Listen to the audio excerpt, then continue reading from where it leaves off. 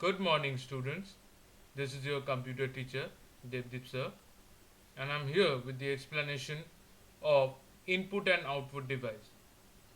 Now, students, as all of you know, that this chapter was there in your EV2, but today we are revising this chapter again so that you learn this chapter in depth. That is our more intention about teaching the chapter again to you all. Because you must refer to the hardware devices first before knowing about the software in detail. So, without further ado, let us understand the different hardware components of computer.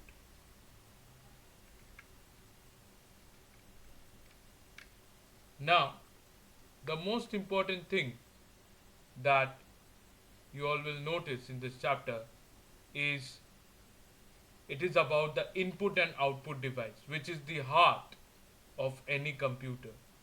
We are able to give instructions to the computer only if the input and output process is working properly. So that is the main fundamental agenda of IO devices, to give instruction and process data. Now turn to chapter 6, and as I have already showed you, the page number is 39. So please turn to page 39, everyone. So before we come to the concept of that is input and output device, I would like you to draw attention towards one thing, that what input and output devices are exactly. Input and output devices are basically, are rather, devices that are called peripherals. What are peripherals indeed? Peripherals are the external devices that are attached to the computer. So, what are peripherals? Peripherals are the external devices that are attached to any computer. Suppose your keyboard, your mouse, your printer, your monitor are all examples of peripherals because they are externally attached, they are not internally attached. Had it been internally attached, we would have not called it a peripheral. All the external devices that are attached to the computer are called peripherals. And input and output device all fall under the category of peripherals because all input and output devices are peripherals only. But there are certain peripherals that can act both as input and output device. For example, your digital camera. A digital camera is used for inputting picture and also displaying the same picture on the LCD screen. So, isn't it interesting? Suppose if you have a phone in front of you, whenever you're clicking a photo with the help of your phone, we are doing what? We are not only just clicking the photo, but we are able to see the soft copy as well. So, there are certain devices that can act both as input as well as output. Now, we have to first understand what is input. Set of instruction, that is collection of information that we are giving to the computer is called input. So a collection of information that is given to the computer is called input. A collection of information that we are sending to the computer so that it can process is called input.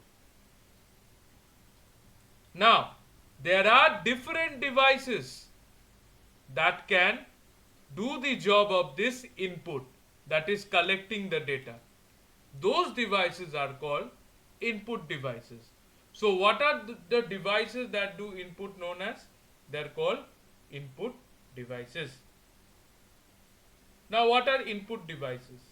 Input devices are those devices that feed instruction. The meaning of the word feed instruction means that give instruction.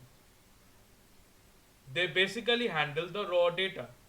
And as I already have told you, that raw data are the unorganized data. Suppose if you write 2 3 plus 2 3 plus, if you have a data called 2 comma 3 comma plus, this is raw data. Is the data arranged? No. Computer will not understand anything that what kind of command it is. 2 3 plus, not even arranged properly. So that is what input is all about, just handling the raw data.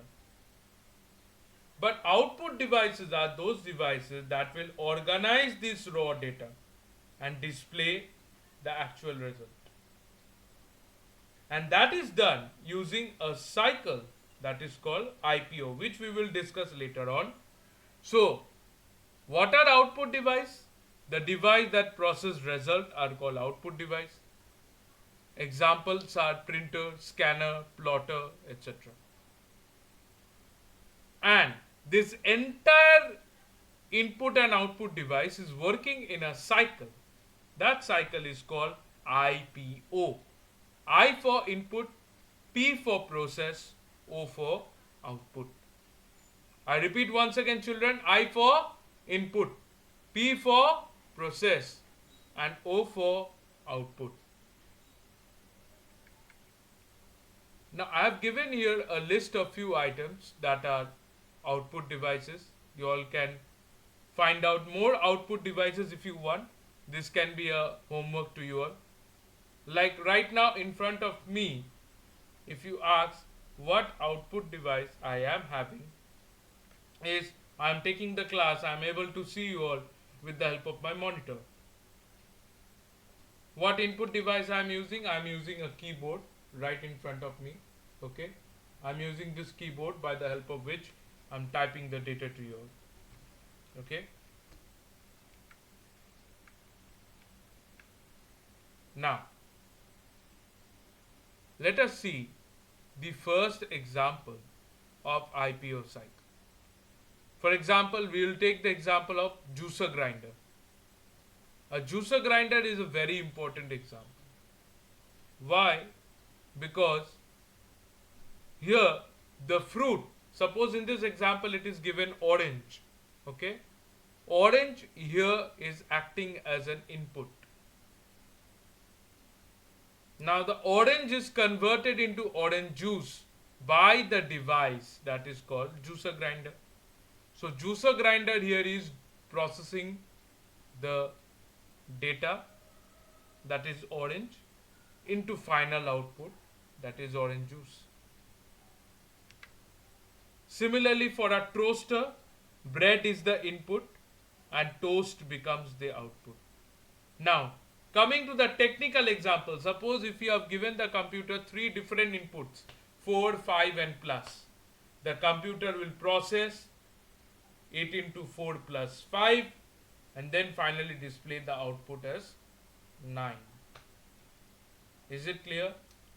So this was a brief introduction to the revision of input and output device. Here what you have to remember, I want all of you to show me drawing or diagram of input and output device, or at your home whatever input and output device you are having, please hold that input and output device and take a photo. I want to see the pictures of you all holding the input and output device if you have any, or you can draw the picture of any input and output device that you know. Okay, so that much only for today.